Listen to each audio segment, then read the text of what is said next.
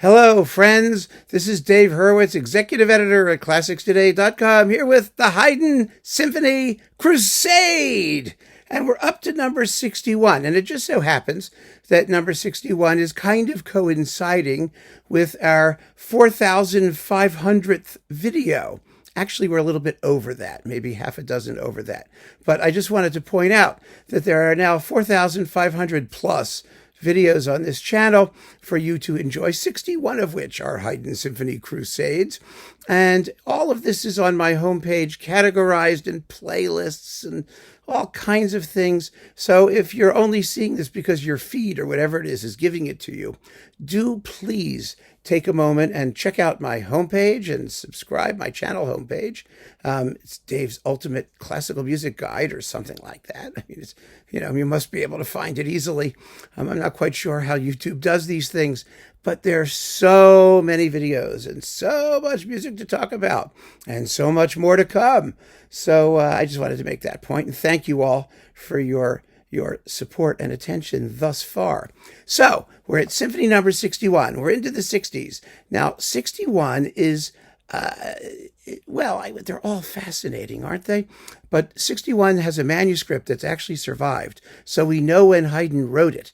The chronology of so many of these things is all screwed up, but 61 was composed in 1776, which was a noteworthy year for reasons having nothing to do with Haydn symphonies, wasn't it? But this is a beautiful symphony in D major. It's scored for flute, 2 oboes, 2 bassoons, 2 horns, timpani, and strings. That for Haydn was quite a large orchestra, particularly as regards the wind section. And because it's a large orchestra, Haydn does some special things. We always know with Haydn, if there's something a little bit different or out of the ordinary, then the results are going to be extraordinary. And this is the case. Now, in so many of these talks, I've emphasized Haydn's genius, his ability to develop his themes, to make things out of nothing, to bind things together with organic coherence in marvelous ways. And this symphony is not an exception. However, it's one of those pieces that because it has these extra instruments, it falls into a subcategory of Haydn symphonies, which I call the concerto for orchestra symphonies. It's unified not so much by thematic working as simple timbre, by the fact that he has these instruments and he's going to use them. So every movement is going to feature these extra instruments, the oboes, the bassoons, the horns. Something is going to happen in every movement, and that's what puts this symphony together. They don't have to share themes. They don't have to resemble each other in any particular way. They just have to use the orchestra in a particularly colorful and interesting manner. And so that's what Haydn does here. It's as simple as can be. And, there's no, as always with Haydn, there are no tricks. He wants you to hear it. He makes sure you do hear what he's doing. And the result is wonderfully satisfying, especially the timpani parts with the horns, because, usually when you have timpani in this period, you have to have trumpets, trumpets and horns. Well, there are no trumpets in this symphony. It's just horns.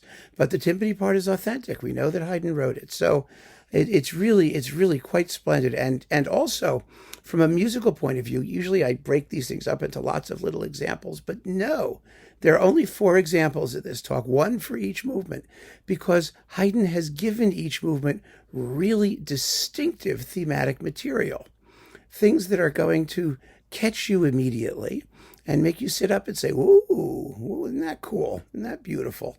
Really a very, very interesting symphony for that reason. He's thinking in long paragraphs, large sections. In fact, in the performance we're going to play, which features Adam Fischer and the Austro-Hungarian Haydn Orchestra on Nimbus, the first movement exposition is so rich in material, it's so long that he doesn't even repeat it. You should repeat it, frankly.